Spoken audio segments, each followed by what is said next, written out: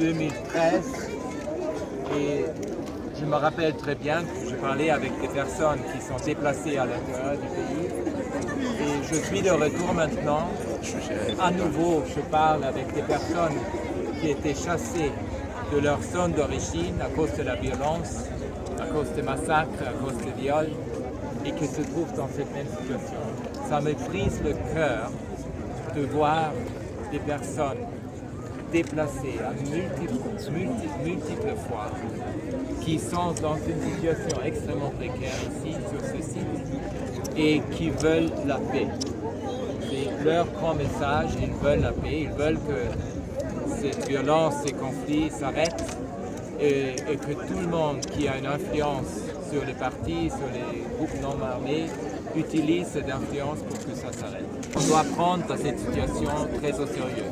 On a beaucoup de conflits dans le monde et justement, parce que quelquefois, j'ai aussi l'impression qu'on oublie la situation ici, que je suis venu ici aussi pour attirer l'attention de la communauté internationale sur la tragédie de ce qui se passe ici. Clair que la protection des civils est ce qui est la priorité absolue de ce monde. C'est-à-dire, on a des obligations. On a des obligations quand il y a un échange, quand il y a une guerre. Et c'est clair que ces violations sont extrêmement graves et qu'on doit lutter contre ça. Il y a aussi la question de la responsabilité criminelle de tous ces acteurs qui abusent des droits humains. Plusieurs cas de violation des droits humains pendant la guerre, commis par les rebelles et leur soutien dans le Rwanda selon les Nations Unies. Est-ce que votre bureau a prévu qu'il y ait des sanctions contre les auteurs et leur soutien qui est le Rwanda? Alors c'est clair que la justice doit être servie. Ça, il commence toujours avec ça. Il y a aussi une nécessité de la justice transitionnelle.